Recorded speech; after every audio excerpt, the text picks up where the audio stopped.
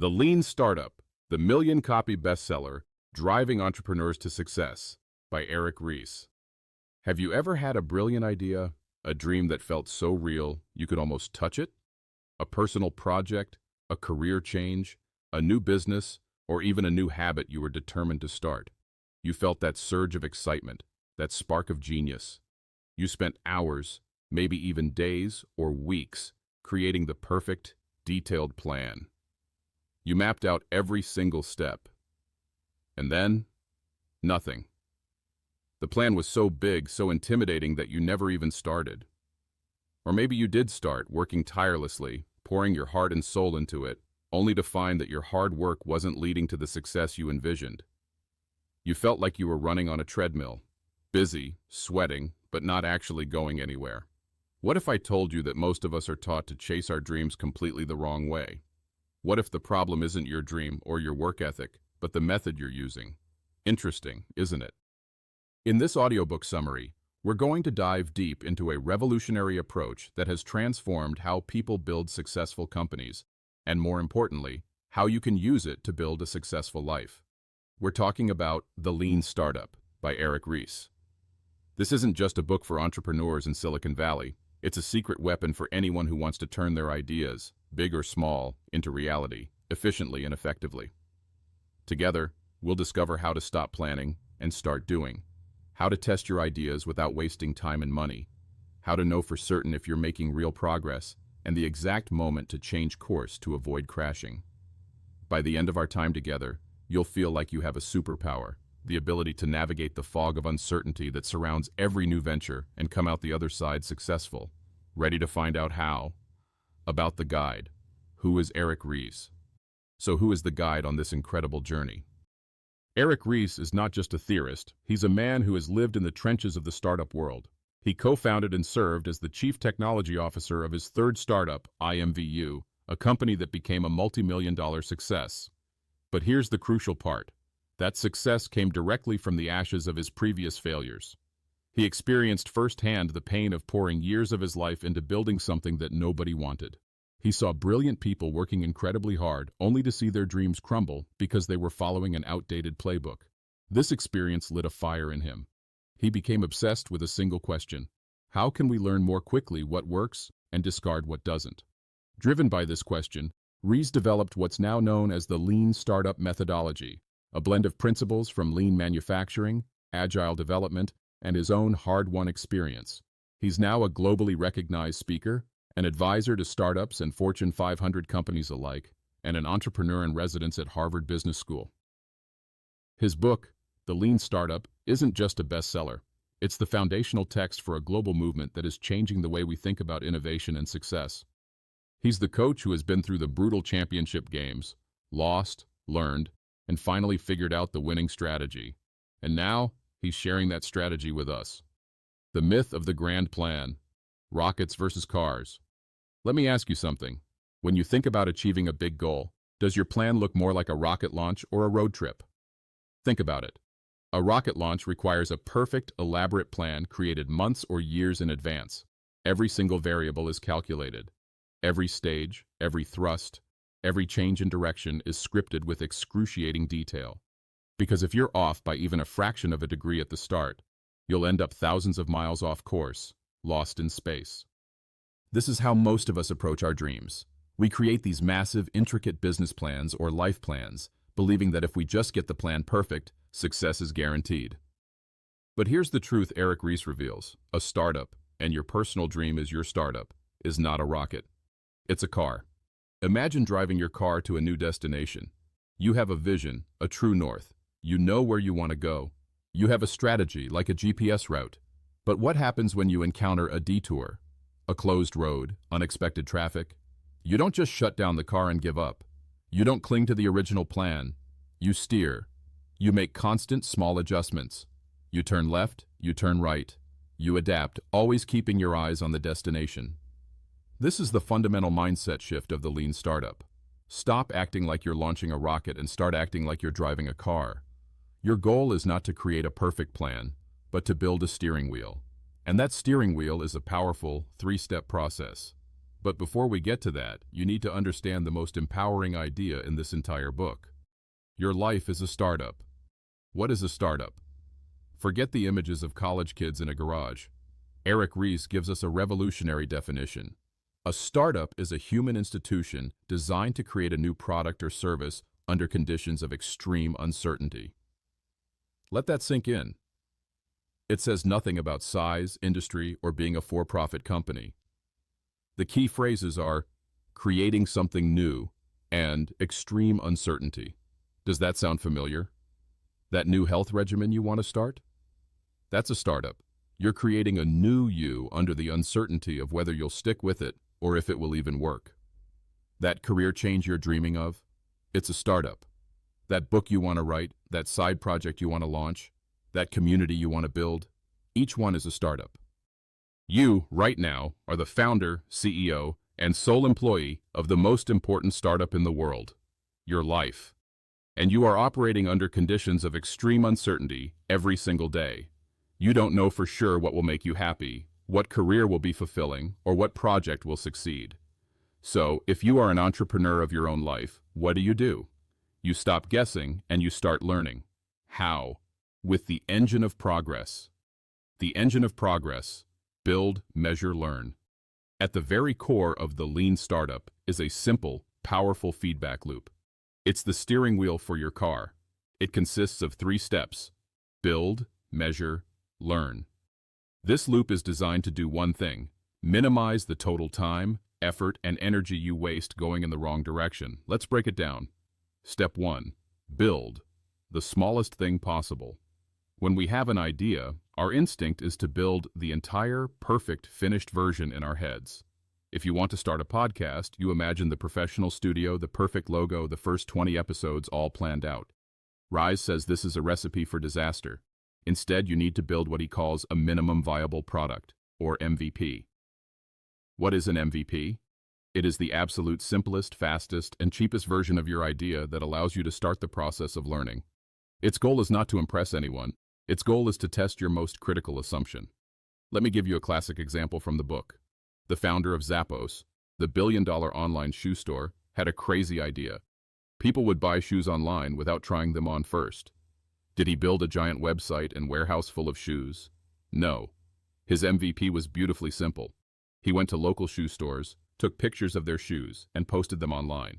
If someone bought a pair, he would go back to the store, buy the shoes at full price, and mail them to the customer. It was inefficient. It was unscalable, but it was brilliant. Why? Because it answered his number one question: will people buy shoes online? With almost zero risk and cost. So, what is the MVP for your dream? Want to become a life coach? Don't build a website and print business cards. Your MVP is to coach one friend for free and see if you can actually help them. Want to start a healthy eating habit? Don't buy $100 worth of organic kale. Your MVP is to eat one healthy meal today and see how you feel. The MVP is about taking action, no matter how small, to turn your assumptions into facts. Step 2. Measure. But measure the right things. Okay, so you've built your MVP. You've taken that first step. Now you need to measure the results. But this is where most of us get trapped. We measure what Ries calls vanity metrics. What are vanity metrics? They are numbers that look good on paper, but don't tell you anything about your actual progress. Things like the number of hours you worked, the number of followers you got on social media, or the number of pages you wrote in your journal. They make you feel productive, but are you actually getting closer to your goal? The antidote is to use actionable metrics. These are metrics that show clear cause and effect. They demonstrate that your actions are leading to the results you want. Let's go back to your goal of becoming a life coach. A vanity metric is saying, I spent 10 hours this week working on my coaching business. An actionable metric is, after coaching my friend, they successfully negotiated a raise using the technique I taught them. See the difference? One is about being busy, the other is about creating real results. The book teaches a powerful way to do this using what's called cohort analysis. It sounds technical, but the idea is simple. Instead of looking at your total numbers, you look at the behavior of specific groups over time. For example, with your new gym habit, don't just look at the total number of times you've gone. Look at it week by week. In week 1, you went 3 times. In week 2, 3 times. In week 3, 3 times. Your progress is flat. Your actions aren't creating more engagement. This tells you that what you're doing isn't working, even if you feel like you're putting in the effort. Actionable metrics are like an honest mirror. They don't care about your feelings. They show you the cold, hard truth. And you need that truth for the final, most important step. Step 3. Learn. The moment of truth. This is where the magic happens. You've built your small experiment. You've measured the real results. Now you have to look at the data and ask the most important question an entrepreneur, or anyone trying to achieve a goal, can ask. What did I learn? This learning is the real unit of progress. Not money, not followers, not hours worked. Validated learning, proving or disproving your assumptions with real data, is the only thing that gets you closer to your dream. And this learning leads to a critical decision, a fork in the road. The crossroads. Pivot or persevere. Every time you complete one cycle of the build, measure, learn loop, you arrive at a crossroads. You must decide whether to persevere on your current path or to make a pivot. Persevering is simple. It means your assumption was correct, your experiment worked, and you should continue what you're doing, maybe doubling down or running a new experiment to optimize it. But what happens when the data shows your idea isn't working? When your honest, actionable metrics are flat or falling? This is when you must have the courage to pivot. A pivot is not a failure. It's not giving up. A pivot is a structured course correction designed to test a new fundamental hypothesis about the product, strategy, and engine of growth. It's a change in strategy, not a change in vision. You're keeping one foot rooted in what you've learned, while moving the other foot in a new direction. The book gives a brilliant example with a company called Votizen. Their vision was to increase civic participation in politics. Their first idea, their first MVP, was a social network for voters. They built it, measured it, and the results were meh. People weren't engaging. The metrics were bad. Did they give up? No. Did they blindly persevere? No. They pivoted. They learned from talking to their few users that people liked the idea of being a verified voter, but didn't care about the social network part. So they pivoted to a zoom-in pivot, taking one feature of their product and making it the entire product. Their new service simply helped people contact their elected officials easily. The results were dramatically better. They still had more pivots to make, but each pivot was a smart, strategic change based on what they had learned. Each pivot got them closer to a successful, sustainable model. Are you prepared to do the same? If your diet isn't working, will you persevere until you're miserable, or will you pivot to a new one? If your approach to finding a new job isn't getting you interviews, will you send out another 100 resumes with the same strategy? Or will you pivot to networking or rewriting your resume from scratch? Pivoting is one of the hardest things to do because it feels like admitting you were wrong. But in the world of the lean startup, it's a sign of strength and intelligence. It's the ultimate proof that you are learning. The secret to moving faster, the power of small batches. So how do you move through the build, measure, learn loop as fast as possible? How do you get to that pivot or persevere decision sooner before you've wasted too much time and energy? The answer is one of the most counterintuitive and powerful ideas in the book. Work in small batches. Let me tell you a story from the book. Imagine you and your 2 kids have to stuff 100 newsletters into envelopes. Each envelope needs to be folded, stuffed, sealed, and stamped. What's the most efficient way to do it? Your kids, and most of us, would say, first fold all 100 letters, then stuff all 100 envelopes, then seal all 100, then stamp all 100. This is working in a large batch of 100. But Ries explains that the much faster way is called single-piece flow. You take one letter, fold it, stuff it, seal it, and stamp it. Complete one envelope fully before starting the next. This is working in a small batch of 1. Why on earth is this faster? 2 reasons. First, you avoid all the extra work of stacking, sorting, and moving around giant piles of half-finished work. But here's the game changer. What if you discover, after folding all 100 letters, that they don't fit in the envelopes? You've just wasted all that effort. With single-piece flow, you would discover that problem with the very first envelope. You find your mistakes immediately when they are cheap and easy to fix. How does this apply to you? Stop trying to work in large batches. Instead of planning your entire month, a large batch, just plan your day. Instead of trying to write a whole chapter of your book, just write 1 paragraph, a small batch. Instead of trying to launch a perfect finished website, launch a simple 1-page version. Working in small batches gets you through the build, measure, learn loop faster. It allows you to learn faster, pivot faster, and ultimately, succeed faster. It's the engine of speed. But what happens when things go wrong? When you make a mistake? That brings us to our final, powerful tool. Building an unstoppable mindset, the 5 whys. In any project, in any part of life, mistakes happen. Things break. We fail. Our typical reaction? Find someone or something to blame. The server crashed because the tech team is incompetent. I failed my exam because the professor is unfair. I missed my deadline because my boss is a micromanager.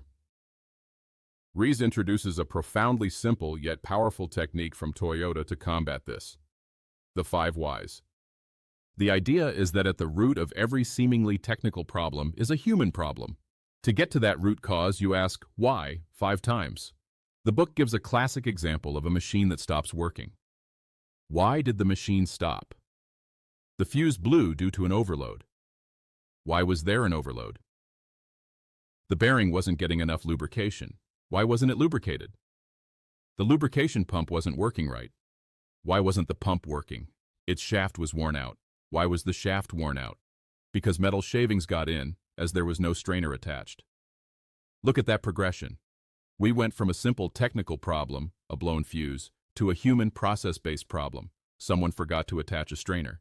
Simply replacing the fuse would guarantee the problem would happen again. Fixing the root cause solves it for good. Now, apply this to yourself. Why did you eat that junk food? Because I was hungry and had nothing else. Why did I have nothing else? Because I didn't go grocery shopping. Why didn't I go shopping? Because I didn't have a plan for my meals. Why didn't I have a plan? Because I didn't make time on Sunday to think about my week. Why didn't I make time? Because I don't see meal planning as an important part of my success. Aha! The problem isn't a lack of willpower. The problem is a flawed system. The solution isn't to try harder. The solution is to schedule 15 minutes every Sunday to plan your meals. The 5 whys helps you stop the 5 blames. It helps you realize that problems are rarely caused by bad people, but by bad systems. And you have the power to change your systems. This creates an adaptive, unstoppable mindset. Your grand finale, from learning to living. So where does this all leave us? We've journeyed through a powerful new way of thinking about success.